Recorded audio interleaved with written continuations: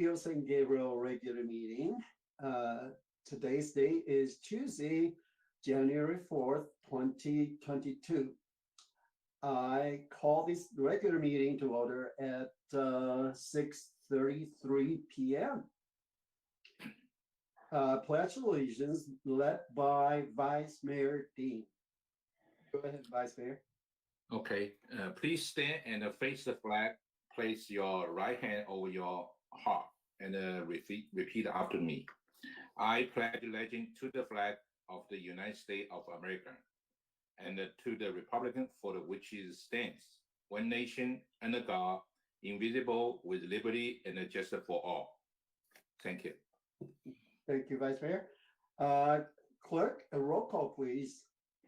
Mayor Liao. Here. Vice Mayor Ding. Here. Councilmember Harrington. Here. Councilmember Menchaca. Here. Councilmember Pu. Here.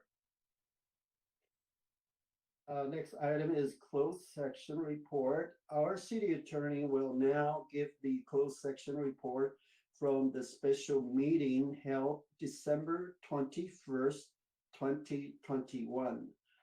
Go ahead, Keith. Sure, and I'm having trouble finding the agenda on the website. Oh, because I'm not looking at the right year. So special meeting. The board had a special meeting on December 21st to discuss conference with labor negotiators for the San Gabriel Firefighters Association. The City Council received a report from agency negotiator Lazaretto and Special Counsel Filarski. No reportable action took place. Mr. Mayor, that concludes the report. Okay, thank you. Thank you, Keith. We will now have some announcements from our chief city clerk. Go ahead, Sharon.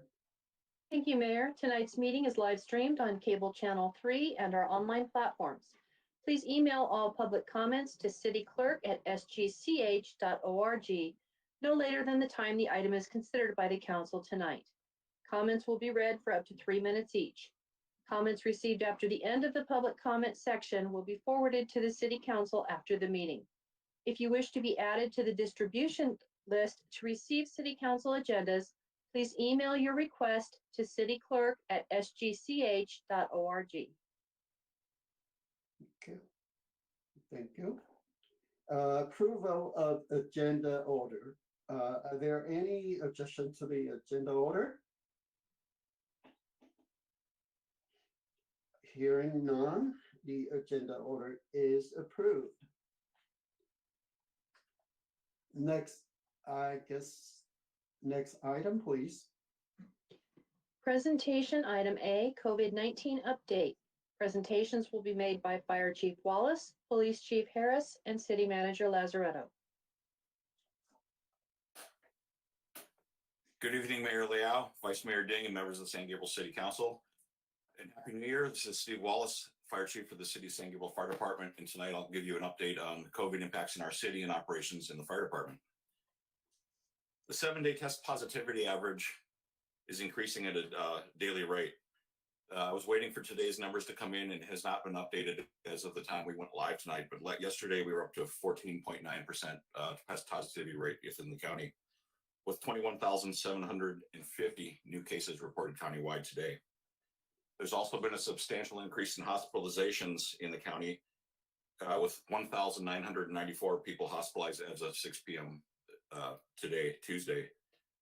I should note that the percentage of people in the ICUs is still relatively low, and there is bed availability for critically ill patients across the county as well as in the San Gabriel Valley. The only good part of this right now is the deaths from this infection are remaining very, very low, including Los Angeles County, Long Beach, and the Pasadena Health Departments. The report today was only 24 new fatalities, which any new fatality is too many, but given the gravity of this and the new infections, we're holding the fatality level quite low. And as we can all surmise, the spike in new infections probably is due to the high transmissibility of this new Omicron variant, combined with the holiday travel and gatherings that we've all just experienced. It appears that 68% of all the new infections identified are of the Omicron variant, And just before we started, I had received some information that the peak of this surge is now predicted to occur right around January 11th. Within our city, the city of San Gabriel, we now have a total of 4,550 new cases and 220 fatalities.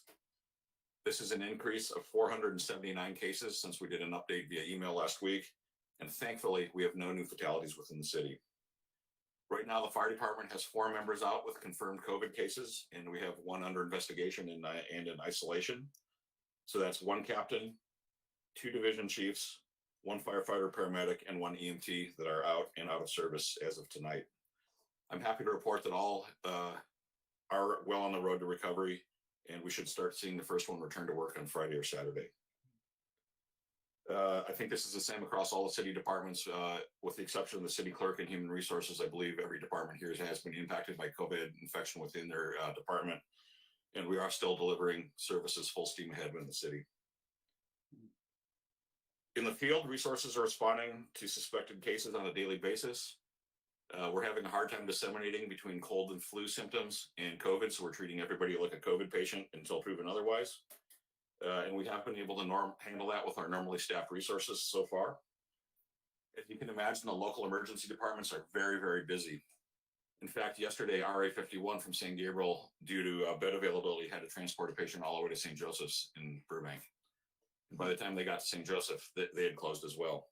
Wow. So it's important to note that if you suspect you have COVID, please do not utilize the hospital emergency rooms as your testing facility.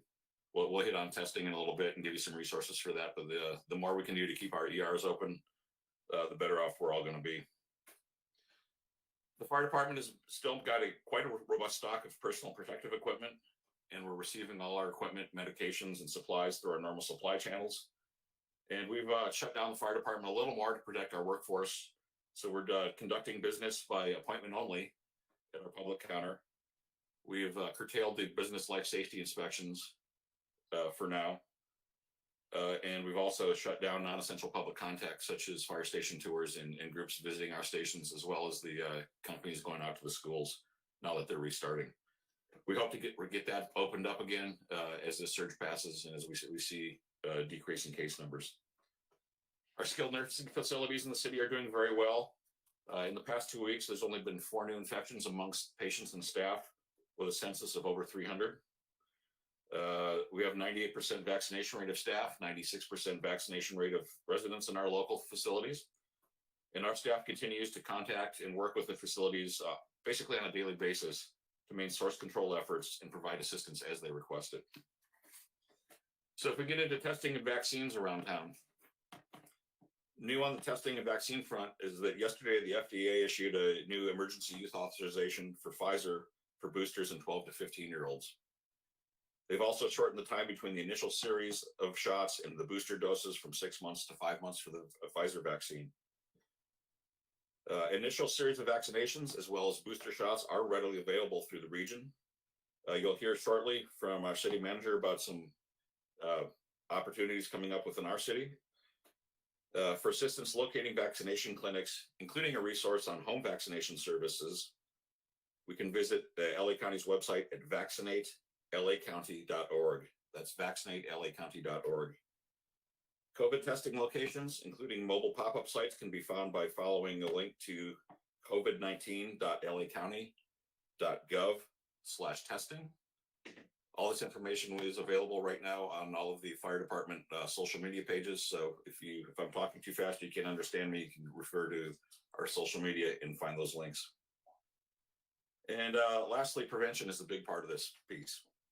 So vaccinations, masking, distancing, and isolation, if you're feeling unwell, are going to be key to slowing the spread of this virus and keeping our emergency response and hospital services available for all. We are here 24/7. We are responding as normal, taking care of business. And if we can be of any assistance, please don't hesitate to reach out to the fire department. And with that, that's my end of report. Thank you, Chief Wallace. So next one, I guess, Chief Harris.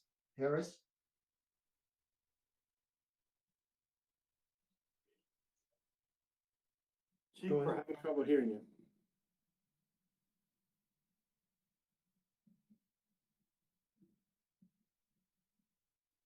Mr. Mayor, this is Mark Lazaretto, City Manager. If you don't mind, I'll give my update and maybe Chief Harris can work on his audio issues and then he can come in after I'm done. Yes, go ahead.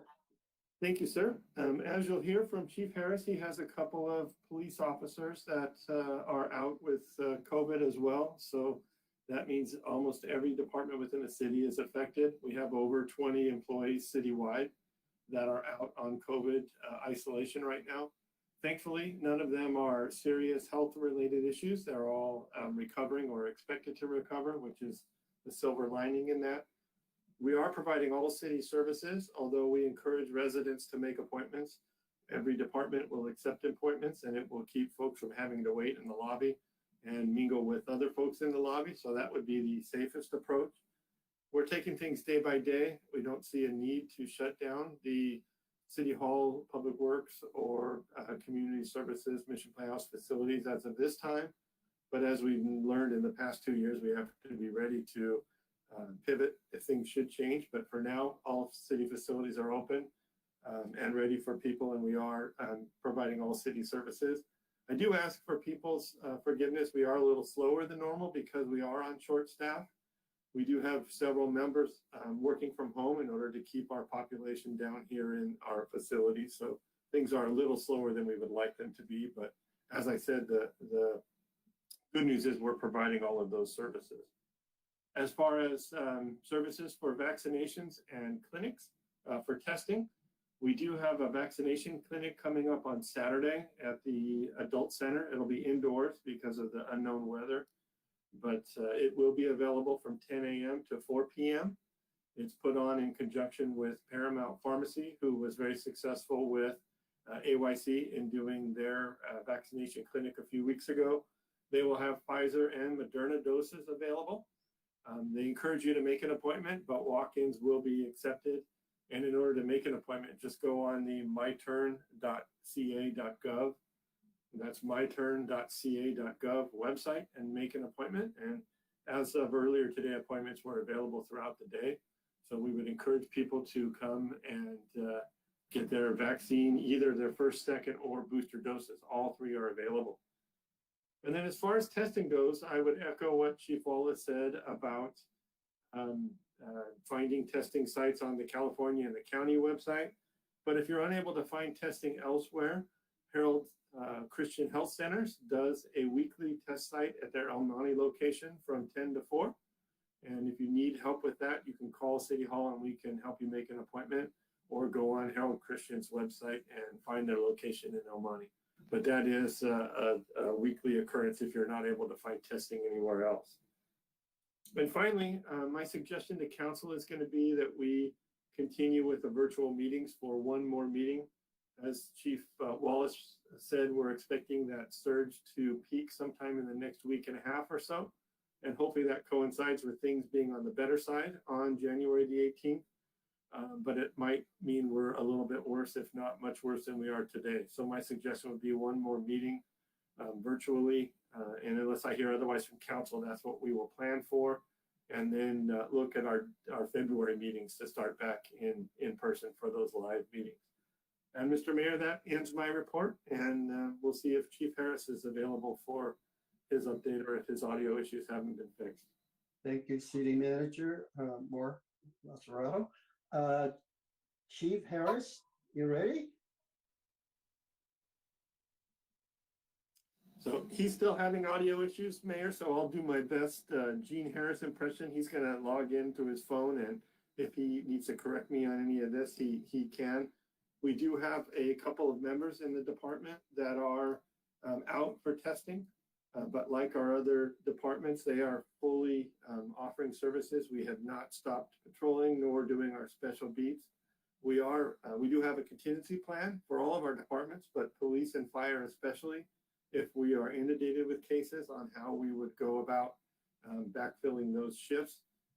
They are fully masking and following all testing protocols to keep themselves safe and healthy. But as of today, all services are being provided by the police department without any issues. Okay, thank you. Thank you, Chief Harris. So is there Any city council have questions for two chiefs and one city manager? Okay, I see raised hand by Councilwoman Chaka. Go ahead. Thank you. For Saturday's testing event or site, is there a phone number people can call? And also, will teens be getting boosters also, or is that one of the services? It absolutely is one of the services. Anybody 5 and up can get either one of their doses or the booster. And actually, I'm sorry, the 5 to 11 have not been approved for the boosters yet, to my knowledge. But 12 and up are able to get those if it's been long enough since their first dose. And the phone number for that would be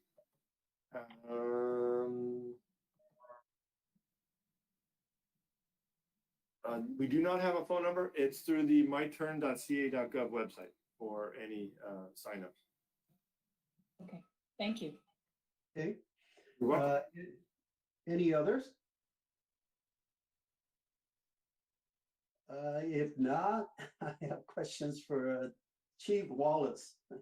We've been talking about this issue for the past 2 years. But anyway, I guarantee you this is getting better because Delta virus is much worse. You know, Omicron is only 20% of strength of Delta, but however, it's pretty faster than Delta, so it's more contagious. Today, I want to thank our county supervisor, Hilda Solis. Right away, she passed out, I don't know, I would say million, but these hundred thousands of home test kits. So I went to El Monte, the community center, but you know, there are so many cars lined up 10 city blocks and wait an hour, and I got 2 home test kits. So a county, or you know, supposed to give out more, or it's, you know, federal, according to the President Biden's announcement today, we're supposed to get more. But anyway, this is something that we can do because this new virus just shows the regular symptoms as the cold or flu. So how can they tell the differences through the testing? So I think we should invite any company that they want to do it in San Gabriel. Excuse me, I don't have COVID or virus, but anyway, this is a question for city manager first, and Chief Wallace. Chief Wallace, my number 1 question is, by this week, we're supposed to get this Pfizer drug, Paxlovid. Do you expect that, you know, to be available in our pharmacy? Yeah, that's a good question, Mayor, especially with both Merck and Pfizer putting out antiviral pills. We should expect to see them. I can't speak to the supply chain and how stuff is going to get into the local pharmacies and when it's going to get into the pharmacies. I know the manufacturers expected approval and are ramped up and ready to go. But as you see with everything right now, it's taking a minute to get things into our hands. So yeah, I cannot speak to the time at when that's going to come into circulation and when it will be available locally. I do know that home tests have been fairly hard to come by. We've made trips to a lot of the local pharmacies and stores, and we're finding with CVS and the Walgreens that they will stock them at night. And if people don't take them off the shelves late at night, you can still get a few in the morning, but they are scarce and they are going quickly. Yeah.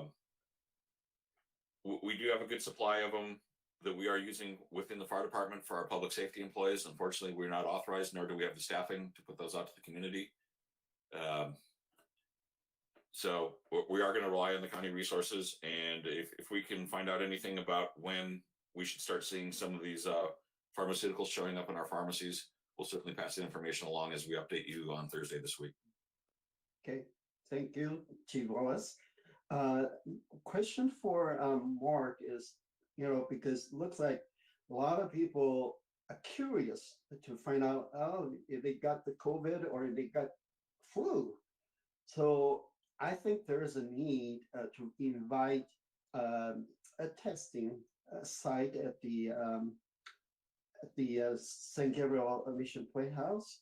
Right away, we have two nationwide company. They want to set up a site, in our city, but and no cost. All we have to do is just provide tables and chairs, and they provide the rest of it. So, do you think it's possible we can invite one of them and come to our city, since there's a tremendous need for testing? Thank you, Mr. Mayor. It's absolutely possible. We were reaching out to our existing partners first because of the relationships we've had with them over the past 2 years. But the partners we reached out to have had staffing issues similar to what we're having. So they are focusing on vaccination clinics. So we are open to working with outside partners if it is something we can ramp up quickly on. And if, as you said, if it's something that's low or no cost to the city, and more importantly, doesn't involve a lot of city staff time because of the staffing issues we are having. We aren't able to ramp up like we were earlier in the summer. So long story short, yes, we can definitely look into those. You've been contacted by a couple, and I've received emails, and I'm sure the rest of council has, from folks who are trying to make money off of the federal incentive programs that are available. So we'll have to vet some of these, but long story short, yes, we can absolutely look at outside partners for that. Right. No, I think we're here together. We want to help to protect our community, and we want to make sure everyone is safe. Absolutely. Including young children. Some of our staff have young children, but I think the game changer, Chief Wallace, I think this is I haven't seen anything that's been published or talking about it. Is the new vaccine is called COVID-Vax, and that is a vaccine for 3 years old. And right now, a lot of young kids got sick, because they don't have vaccine. So I think this is hopefully it'll coming soon, available for everyone. So that's why I keep my hope, better than last year. I think we can conquer this virus soon. Yeah. So anyway. Thank you for your report, and thank you for all your work. Thank you. I think it's public comment after that. Sure. Thank you, Mayor. We do have one comment this evening. It comes to us from Norma Davalos and reads as follows. Hi, these are my comments for the Jan 4th meeting. I think it's time to allow people to come in person and speak directly to City Council. Having to hear it without seeing people's faces makes it impersonal, and it seems the council are not willing to deal with their constituents in a personal way, which makes a person think it's easier to hide from us. Also, please make meetings shorter. Not everyone can sit through 5-6 hours of people yapping all night unless you purposely make it boring so people will tune out. Sorry, but it's the truth. Make it 3 hours and time your agenda. If there's unfinished business and there is a lot of discussion on an issue, save it for next meeting or for a special meeting. It's not efficient use of time. And that concludes the comment. Thank you. Next item, please. Consent calendar. All items listed under the consent calendar are considered routine, and recommendations will be approved in one motion unless a member of the City Council or public requests separate discussion. We have not received requests from the public to pull any items. Okay. So let's see. Do we have a motion to approve the consent calendar? I'll move to approve if there's no one, if there's no item that needs to be pulled. I don't think there is. Okay, then I move to Okay. approve. I second. Second by Vice Mayor Dean. Yeah. Okay, all right. Assistant City Clerk, please take the vote. Councilmember Harrington, Aye. Councilmember Menchaca, Aye. Councilmember Pu, Aye. Vice Mayor Ding, Aye. Mayor Liao. Aye. Motion passes by a vote of 5-0. Next item, please. Thank you, Mayor. This evening, we have no public hearing, no continued business, no new business, and no public comment for the second section, Mayor. Great. Okay. Well, no public hearing, so we'll continue. Last item, city manager's report. Thank you, Mr. Mayor. I have nothing to report tonight other than to wish the council and staff and the community a happy new year. And I hope 2022 is better than 2020 and 2021. At least we can hope. We're only 4 days in and we don't know otherwise. So here's to hoping. Thank you, Mr. Mayor and council. Thank you. Council comments and conference meeting reports. Anyone? Mayor?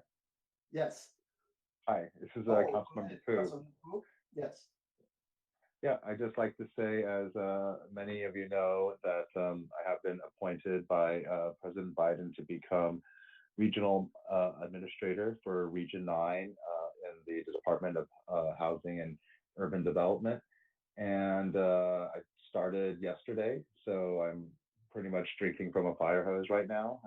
But as I'm able to come back up for air, I will definitely re-engage and keep the council, the staff, and the community updated as to, what the next steps are. Right now, there's, I'm still sort of working through a lot of those issues as I'm settling in, and it's an exciting opportunity and an honor to serve, and definitely will not be moving or leaving the San Gabriel area, so I'll still be part of the San Gabriel community for sure. Actually would look forward to continue working with all of you in my new role. So just wanted to provide that brief update. Thank you. Thank you, Councilman Pu, and congratulations to you. That was a very prestigious appointment by Biden administration, and that's very important job. With her. Great. Thank you, Mayor.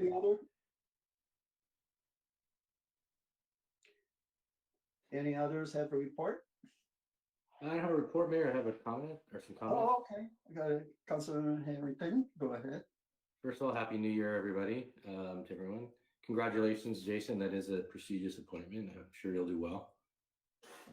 And I agree, you will be drinking from the fire hose. There's a lot to do ahead. So congrats on that. I did want to bring up an issue to council. I spoke with Mark during our last break, as well as Chief Harris. And I wanted to follow up previously on, we've talked a bit about crime and the crime going up and things like that.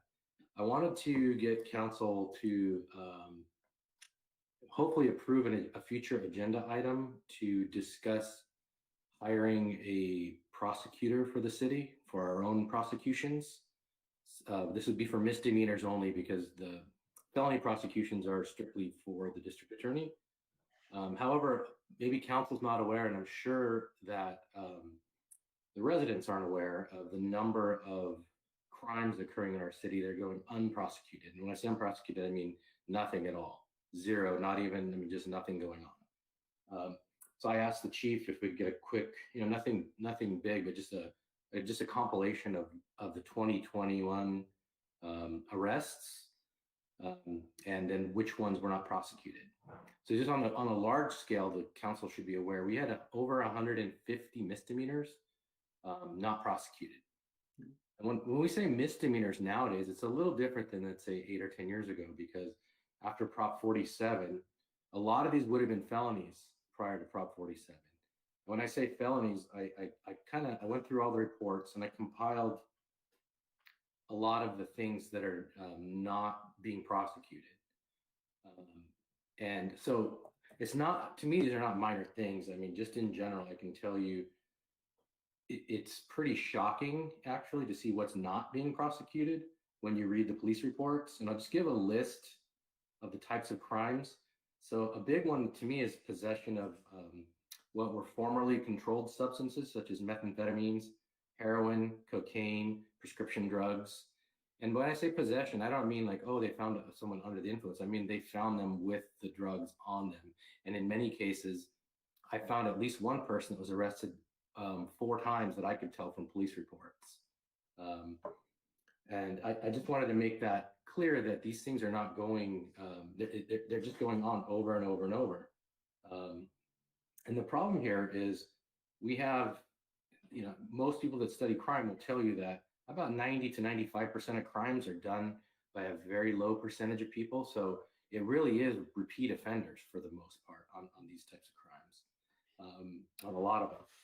So what I'd like to do is look into the cost to either get a proposal from Keith's group to have a prosecutor that we could assign and start prosecuting some of these misdemeanors, and at the same time get pricing from maybe a firm that specializes in that, so we can kind of compare pricing. To me, I was shocked to see the amount of methamphetamine that's in our community. A lot of people don't even realize that until you start reading these things. It's shocking. I'm sure the police aren't shocked at all because they see it every day. But some of the other things that I saw were disturbing more than just shocking, like child sex abuse declined to prosecute, rape declined to prosecute, lots of DUIs. And when I say DUI, I don't mean like a minor infraction. One of them was a 0.093, which is, anyone knows, is well above the limit. Declined to prosecute. The person ran into a pole and injured themselves, and the prosecutor said, well, you know, maybe they failed because of their injuries. It's like, but wait a minute, we have a blood test. It's not, they got in an accident, hit a pole, a non-moving object, and then they declined to prosecute. And what the reason there that's listed are the special directives from our district attorney. Other things, identity theft, including when they catch the person with cash and ID on them, several IDs on them, they're not getting prosecuted. These are the type of quality of life crimes that I think anybody would say, hey, why aren't we prosecuting? Because if my ID was stolen, my ATM card is stolen, and they catch the person, and I find out they're not getting prosecuted, what's to prevent that in the future? I mean, the idea of crime is prevention, and the only way you're going to prevent somebody if they're actually penalized for doing something. And I'm not saying like throw the book at people, but we should, if we're going to get zero discretion, and discretion means you prosecute the people that deserve to be prosecuted. When we have these special directives, we now have no discretion. It's just not getting prosecuted. So I would like to see if the council would be inclined to have, and it's going to take a little bit of staff time to put some pricing and stuff together. So I discussed that with Mark. It should be something that comes from the whole council to just approve the preliminary stuff and possibly put it as an agenda item later. But I just wanted to read a couple of these because I think it's just for the edification of the public. It kind of, to me, it kind of makes sense to understand what's going on. So I'll read from a few of these police reports. And actually, I'm going to read from the declination reports. So here's one which is declined. This one was declined a methamphetamine possession. And it basically, I won't read the whole thing, but it's because of Los Angeles District Attorney Special Directive 20-07, declining without review. So it just basically means, yes, we saw them. We could bust them for methamphetamine possession, including paraphernalia and everything else. But we just decide it's not really worth it. To me in San Gabriel, I think our residents believe it'd be worth spending a little money getting these repeat offenders from just continuously doing this. And I'm talking about people, some of them were found in the park. Some of them are parked on the street in a car with methamphetamines. Some of them are smoking on the street, smoking crack pipes and whatever you want to think of. We don't typically think of our cities having that, but if you read through this, there's plenty of it going on here. So here's another one. Police contact with suspect who had a cart filled with items. They had a California driver's license that did not belong to them, and they were smoking a pipe that was located in the car. The suspect also had documents taken from a freight truck. The owner from the freight truck was not located. They had another California driver's license that they couldn't locate. They could not make contact with the victim of the ID card. Therefore, because of Special Directive 2007, we're not filing. To me, that's something we have the evidence. We have someone in possession of a cart full of items that are stolen, multiple driver's licenses, drugs, drug paraphernalia. That's the type of person I think if we had our own prosecutor, we could get a judge to at least get them into drug rehab or get them not necessarily put in jail. I mean, I'm not saying put everyone in jail. What I'm saying is these are the type of people that need intervention. They need someone to set them straight. And right now we don't have anybody doing that. So I think it's to me, this is a public safety issue that's just kind of getting put under the rug by our county, that the city is now going to have to step in. And I understand it's going to be a cost, but I really think these type of things are important. There's a bunch more we could go, but I just wanted to get the council's general consensus as to directing staff to come back with some costing and some proposals of doing prosecution by the city prosecutor of misdemeanors. So if we can get a couple of people, or do we need any vote or anything, Mark, or is that just something you can take a consensus? We don't need a formal vote. I just need a couple of other thumbs up or head nods or yes, just to say that we have three that are willing to or want to look into this and use staff time for this. So hopefully somebody's willing. Yeah, this is Councilmember Pooh. Can you hear me? Yes, we can. Hear you. Oh, okay, great. Yeah, especially with Prop 4757, the definition of misdemeanor now includes many serious offenses that, normally we would certainly want to see prosecuted. I would be, willing and interested to have staff come back with some costing proposals, but I also have a jurisdictional question, and I'm not sure, maybe City Attorney Lemieux is able to answer. Do we have the authority to prosecute these crimes on our own, and would they only be then for crimes that are committed or where there's evidence and suspects arrested within the city of San Gabriel? I believe that we do, but I think I'd have to come back with a more complete answer. Okay, I mean, if that could be part of the staff report, that would be also helpful. Thank you.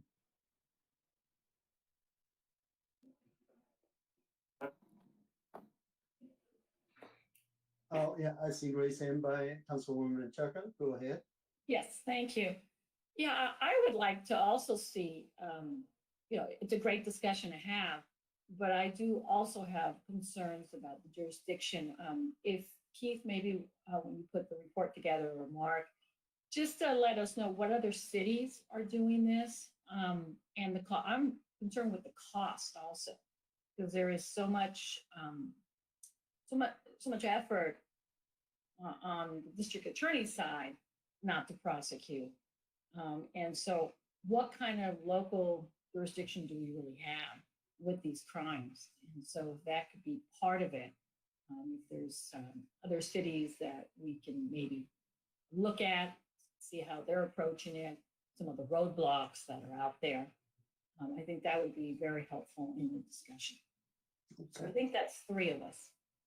And I would add to that, Councilor Menchaca, that another idea that I had that I would run by Keith is to possibly partner up with other cities that may want to join with us and share the prosecutions, like San Marino, South Pass, Alhambra, Rosemead, just around us, so that if there's like-minded councils, we could basically have a full-time misdemeanor prosecutor.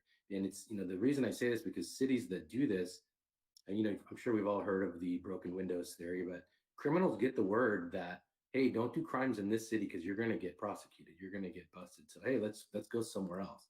So at one point, when the other cities that aren't doing the prosecuting start to get the spillover, and they'll start doing it themselves too, and eventually, it's we've seen these giant crime waves. I mean, we've seen it building for years, and it gets to past a certain point that you can't do anything. And honestly, I wouldn't have brought it up if we didn't have jurisdiction. That's one of the things I looked up first. So, but I'll look forward to Keith's report. Thank you. So I think we have more than 3 votes to approve this, and we just have to ask city manager and also city attorney look into this. One thing I'm worried about is what about the judges? Because they hands are tied also because of Prop 4757. So, but anyway, I think it's a good thing we're looking into it because there are so much crimes nowadays, just unbelievable. And if there's anything that we can tell them, if you commit a crime, we're going to put you in jail. So if we can let them know that we are, against the crimes, against these bad people that keep ripping off our community, we will do whatever we can to stop them committing these heinous crimes to our community. So I see Chief Harris, you have something to report? Can you hear me okay? Yes. All right. It was just one thing I wanted to mention, Mayor Leal, and that is when you're talking about the judges in relation to this process, it's important to recognize when and where the declinations and the next stage of the process begin to take place. So the declinations sometimes are arbitrary, as you heard, based on special directives and things like that, where the person who has committed this crime is never brought before any body of adjudication. So somebody sitting in an office says, I'm not going to follow through on that case. And then that person gets a note that says, we did not file on that. And so that emboldens people to come out and do things, on the front end that don't give them really any fear of what may happen in the criminal justice system. When the judges get it and we do the filing, the judges have sentencing and other things that they have to apply to as they're moving through the cases. But what it does do is it holds people accountable up to and including having to be adjudicated in most cases, even if it's a not guilty or even if there's not enough evidence at some later point to move forward. What it does do is it makes people aware that there is a process in place that's not going to just be governed by one single person saying we're not filing on something. There are other avenues to move these things through the court system. So I just want to make sure that everybody's aware of that part of it, because the judges are a useful tool in this endeavor. And there are some other agencies, and as we put things together for your review, and we'll certainly cover all those angles. So I just wanted to address that piece of what you said, sir. Thank you. Hi, Mayor.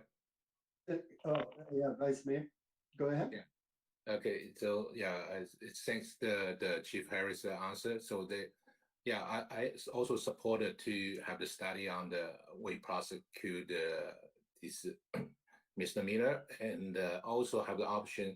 First of all, like if we just do by our city, or like to contact another rest of the city. Especially, I know we passed the no confidence for the DA, so a lot of city have passed this the no confidence too. So maybe we can connect this city to asking we can share the cost or whatever. At least show our these things also a community that hear about it. They say, hey, why we cannot do ourselves? If we do study, we have the good answer to our community. So is it legally we can do it, and also the financial, how much costs, So yeah, I supported have to do this kind of good study for us. Yeah, and okay. Happy New Year, and congratulations to the Jason get the appointment by the Biden. Okay, yeah, that's my comment. Vice Mayor. Yeah.